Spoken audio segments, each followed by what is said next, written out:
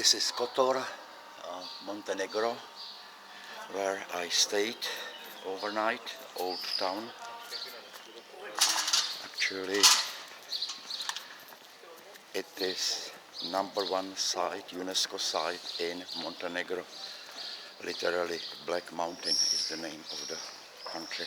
It was a part of multiple empires over the centuries, and you can see Venetian influence here. It's actually like walking in the back streets of Venice.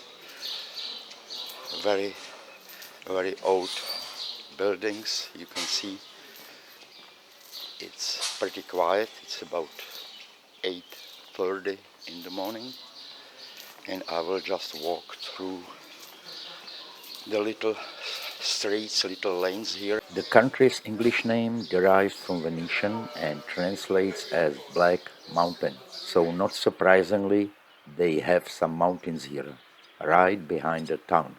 During the early medieval period, 3 principalities were located on the territory of modern-day Montenegro. From the late 14th century to the late 18th century, large parts of southern Montenegro were ruled by the Venetian Republic, and you can see the influence everywhere. The name Montenegro was first used to refer to the country in the late 15th century. Montenegro's independence was recognized in 1878, and in 1910 the country became a kingdom. After World War I, the kingdom became part of Yugoslavia. Following the breakup of Yugoslavia, the republics of Serbia and Montenegro together proclaimed a federation. Following an independence referendum held in May 2006, Montenegro declared its independence and the confederation dissolved.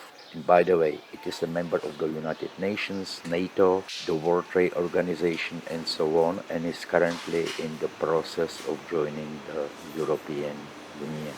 So in the future we will be able to use euros here, but if I go around and if I try to pay with euros now, it's not problem at all. And the town of Kotor itself, well, it's a coastal town, obviously. It's located in a secluded part of the Bay of Kotor. It has a population of a little bit over 13,000 people. The old port of Kotor is surrounded by fortifications built during the Venetian period. Some have called it the southernmost fjord in Europe, but it is a submerged river canyon. Together with the nearly overhanging limestone, Kotor is surrounded by mountains and rocks, and it is an impressive landscape. Since the early 2000s, Kotor has seen an increase in tourists, many of them coming by cruise ship. Visitors are attracted to the natural environment of the Gulf of Kotor and by the old town of Kotor, obviously. Kotor is part of the World Heritage Site, dubbed the Natural and Cultural Historical Region of Kotor, and it fully deserves it. Just when you look at the town, at the history, all the layers of history over more than 2,000 years, it's just a very beautiful, enjoyable town. At least I like it a lot, and I would say the thousands of people who visit every year are the proof.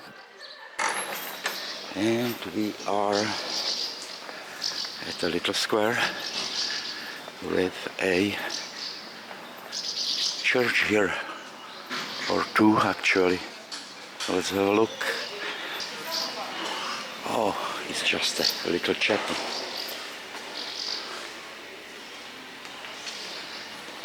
Morning.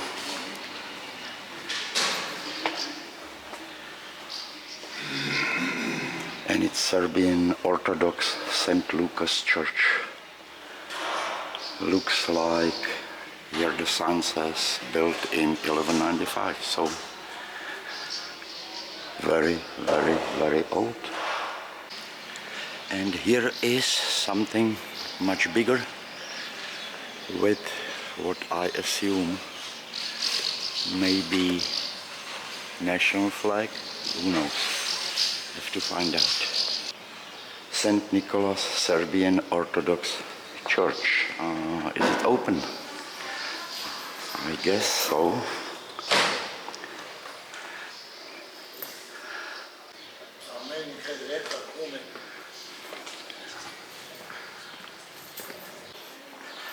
Hotel Maria, daily menu, soup, main dish, salad, dessert, €12. Morning.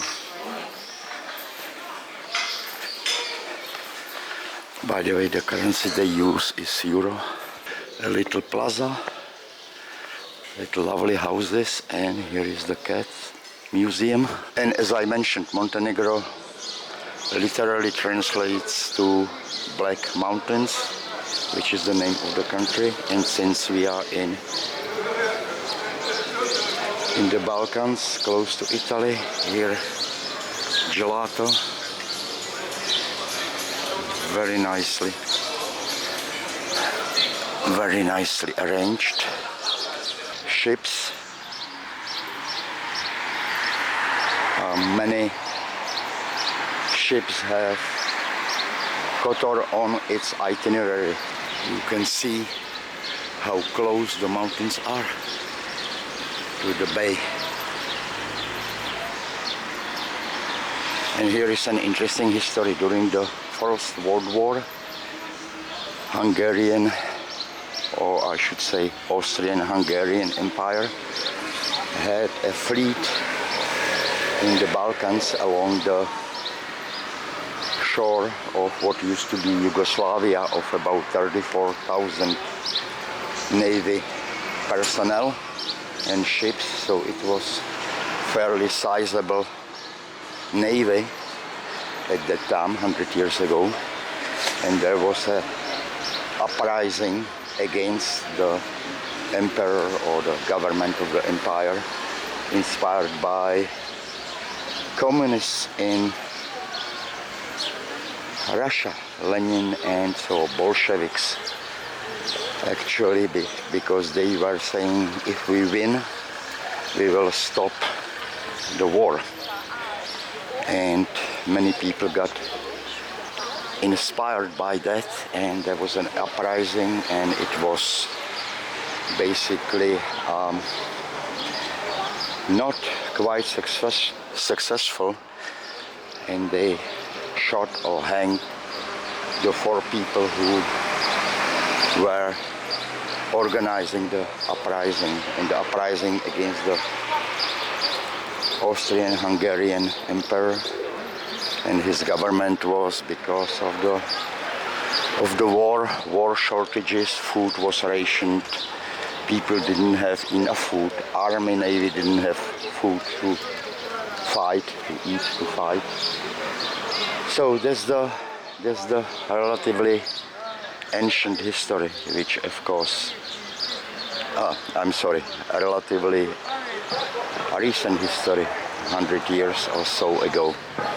But the town itself goes back thousands of years.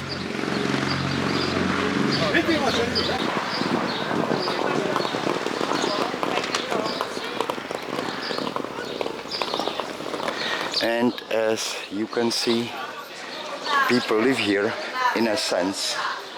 It's similar to Jerusalem, remotely similar, that it's a tourist place, yet it's a place where locals live too.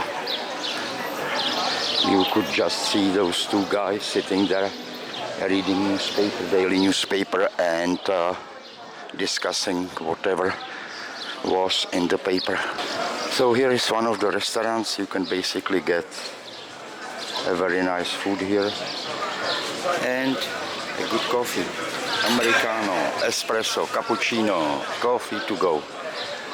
Nice. What does it say here? Palace of Pima family, 17th century. It looks like it, but it's really awesome. And I think it's a house where people live. Look here, the doorbell. Cool. I think I wouldn't mind to live here or stay here for some time. Ready to go. 1166. So I assume it's the year when it was built.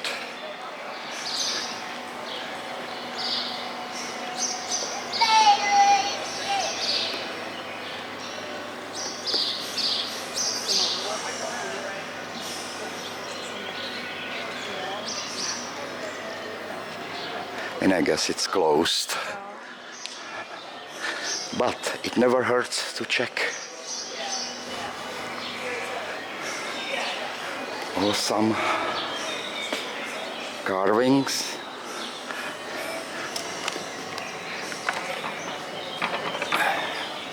Yep, closed. Yet another restaurant outdoors. Good food equals good mood, so eat here. Well, they have a point. And another sign, meal without wine is like a day without sun.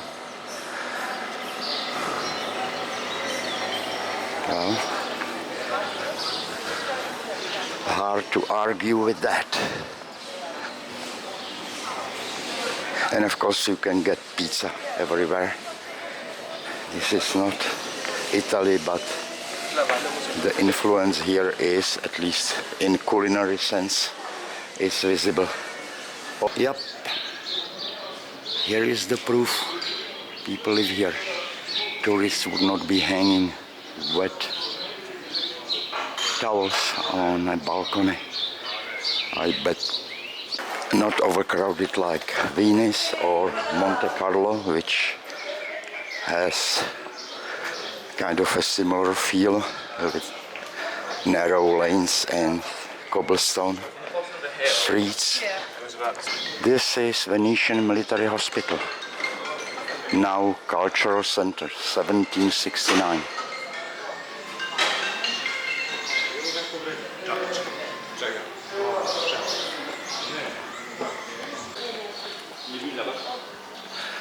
And I think this will be the end of the video about Kotor. Thank you very much for watching. Hope you liked it. See you next time. Bye bye.